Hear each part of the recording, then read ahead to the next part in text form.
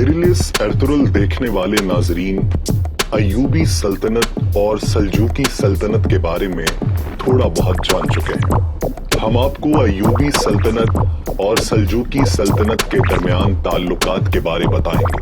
Drama serial में जो तारीख बयान की गई है, उस वक्त अमीर हल्ब सुल्तान सलाहुद्दीन अय्यूबी का पोता और जानशीन अमीर अल अजीज था और सल्जूकी सल्तनत का हुक्मरान सुल्तान अलाउद्दीन कैकबाद थे। हमारी इस वीडियो का आगाज उस दौर से 50 साल पहले का है। सलीबी जंगों के दौरान जंगी और फातमी हुकूमतों ने एक इत्तेहाद कायम किया। सलीबी जंगों के दौरान जंगी हुकूमत के कमांडर सलाहुद्दीन यूसुफ थे। उन्होंने सलीबियों के खिलाफ भरपूर तरीके से जंग लड़ी। उस जंग में उनकी बहादुरी और ज़हानत को देखते हुए उन्हें मिस्र में आला वजीर का रुतबा दिया गया। नूरुद्दीन जंगी के वफात के बाद उनका 11 साला बेटा सुल्तान बना, लेकिन चूंकि वो बहुत छोटा था इसलिए उसके अताबे ने सल्तनत की भागडोर संभाल ली। लेकिन फिर सलाहुद्दीन मिस्र से शाम आए और शहजादे को एलेपो में महदूद करके खुद सुल्तान बन गए और अय्यूबी सल्तनत की बुनियाद रखी। उन्होंने अपने लिए सुल्तान और 2 मुकद्दस मसाजिद का निगहबान के अलकाबात इस्तेमाल किए। 2 मुकद्दस मसाजिद से मुराद मस्जिदुल हराम और मस्जिद नबवी शामिल है। सुल्तान ने पहली मर्तबा अपने लिए ये लक़ब इस्तेमाल किया और उसके बाद आज तक ये सिलसिला चल रहा है। अय्यूबी, फातिमी, सल्जूकी, उस्मानी तुर्क और आज के दौर में सऊदी हुकूमत 2 मुकद्दस मसाजिद के निगहबान है। जिस दौर में शाम में अय्यूबी सल्तनत बन रही थी, उसी दौर में अनातोलिया में सल्जूकियान रोम की हुकूमत अपनी बुनियादें मजबूत कर रही थी। उन दोनों रियासतों के दरमियान ताल्लुकात कैसे थे? क्या वो दोस्त थे या उनमें भी आपसी जंग थी? सल्जूक अय्यूबी ताल्लुकात के हकाइक जानने के लिए इस वीडियो को मुकम्मल देखिए। आप देख रहे हैं नुक्ता, जिसके साथ मैं हूं यासिर रशीद चौधरी। हमारी इस वीडियो को मुकम्मल देखिए। अगर पसंद आए तो हमारे चैनल को सब्सक्राइब कीजिए और बेल आइकन को दबाइए ताकि आपको लम्हा बलम्हा ऐसी मालूमाती वीडियोस पहुंचती रहे। बसूरत दीगर हमें अपनी राय से आगाह कीजिए। अगर आप मुसलमानों की मंगोलों से जंगें, मुसलमानों की बाज़ंतीनियों से जंगें और सुल्तान अलाउद्दीन कैकबाद की जिंदगी के बारे में जानना चाहते हैं तो डिस्क्रिप्शन में दिए गए लिंक्स पर क्लिक कीजिए।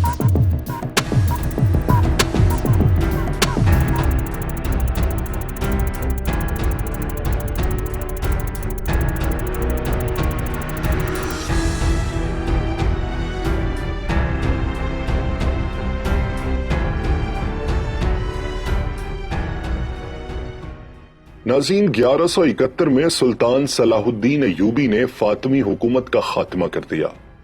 उन्होंने काहिरा को अपनी हुकूमत का दारुल हुकूमत बनाया। वहां से उन्होंने अपनी हुकूमत को मजबूत बनाने का इरादा किया। फातिमी हुकूमत का मुकम्मल खात्मा नहीं हुआ था और अभी तक जंगी खतरे का भी इम्कान था। सलाहुद्दीन उन दोनों खतरात से निमटना चाहते थे।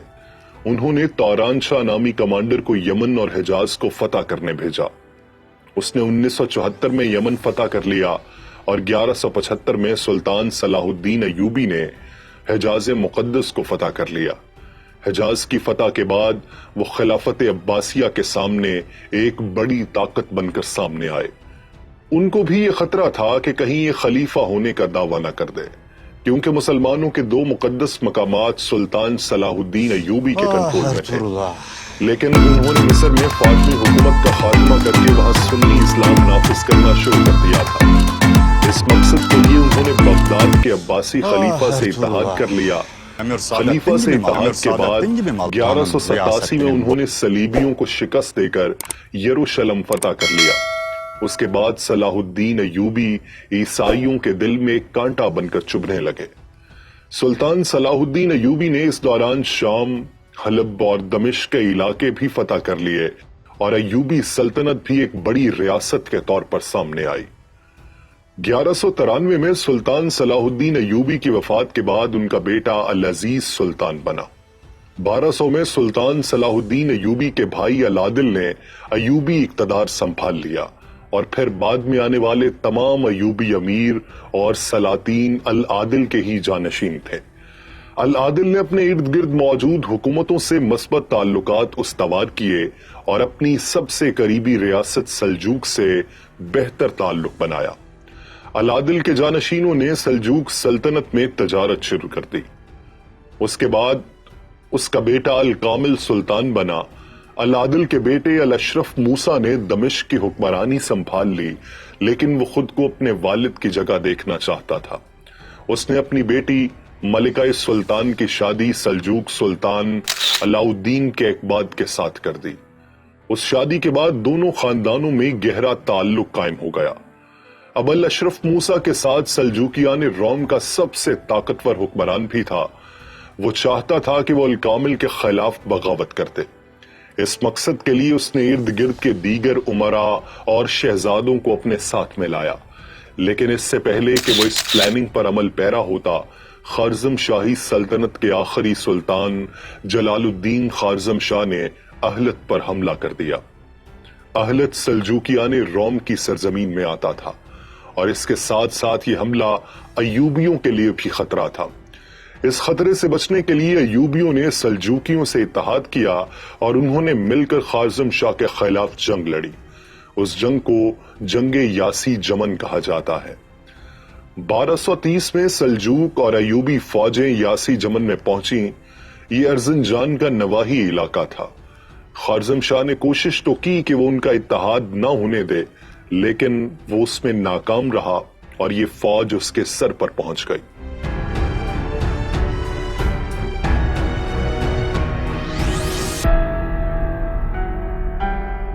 اس جنگ میں سلجوقی ایوبی اتحاد کا سپہ سالار سلطان علاء الدین کیقباد تھے۔ ان کے ساتھ الاشرف موسیٰ ایوبیوں کی نمائندگی کر رہا تھا، جبکہ ان کے سامنے خوارزم شاہ اور ارزروم کے باغی سلجوق سردار تھے۔ اس جنگ میں پہلے دن تو خوارزم شاہ نے تقریباً سلجوقیوں کو شکست دے دی تھی، لیکن 3 روز جاری رہنے والی جنگ کے آخری دن خوارزم شاہ کو شکست ہوئی۔ وہ اپنے سپاہیوں کے ہمراہ فرار ہو گیا۔ سلطان علاء الدین کیقباد نے ان کا تعاقب کرنے کا ارادہ ترک کر دیا اور اہلت دوبارہ حاصل کر لیا۔ جلال الدین خوارزم شاہ کی زندگی کی یہ آخری جنگ تھی۔ اس کے بعد وہ منگولوں کے ہاتھوں مارا گیا اور خوارزم شاہی حکومت منگولوں کے تسلط میں چلی گئی۔ اور پھر 1243 میں کوسے ڈاک کی جنگ کے بعد سلجوق سلطنت بھی منگولوں کے تسلط میں چلی گئی تھی۔ 1230 میں جنگ یاسی جمن کی کامیابی کے بعد الاشرف موسیٰ اور سلطان علاء الدین کیقباد ایک دوسرے کے بہت زیادہ قریب ہو گئے۔ ملکہ سلطان کی سلطان کے ساتھ شادی کی وجہ سے پہلے ہی ایوبی سلطنت میں سلطان علاء الدین کیقباد کی بہت عزت کی جاتی تھی۔ اس جنگ کے بعد ایوبی سلطنت میں سلجوق سلطان کا رتبہ مزید بڑھ گیا تھا۔ امیر الاشرف موسیٰ نے کوشش تو کی کہ اب الکامل کے خلاف بغاوت کی جائے، لیکن وہ اس میں کامیاب نہ ہو سکا۔ ساری ایوبی سلطنت مختلف ٹکڑوں میں تقسیم ہوئی اور اس کو متحد کرنا بہت مشکل تھا۔ 1237 میں الاشرف نے چند معزز امیروں کو اپنے ساتھ میں لایا، لیکن اسی سال سلطان علاء الدین کیقباد انتقال کر گئے اور پھر چند ماہ بعد وہ بھی انتقال کر گیا۔ اس کے بعد اس کا بھائی الصالح اسماعیل دمشق کا امیر بن گیا۔ کیقباد کے بعد اس کے جانشین سلطان غیاث الدین نے حلب کے امیر العزیز کے ساتھ اتحاد قائم کیا۔ العزیز نے سلجوق سلطنت کے خلاف ایوبی سلطان الکامل کی ایک مہم کا بائیکاٹ کیا تھا۔ العزیز کے ساتھ مثبت تعلقات کی وجہ سے سلجوق سلطنت کی ایک سرحد محفوظ ہو چکی تھی اور سلجوق ایوبی جنگ کا خطرہ کم تھا۔ اس دوران العزیز کی ماں نے العزیز کی بیٹی غازیہ خاتون کی شادی سلطان غیاث الدین کے خسرو ثانی سے کروا دی۔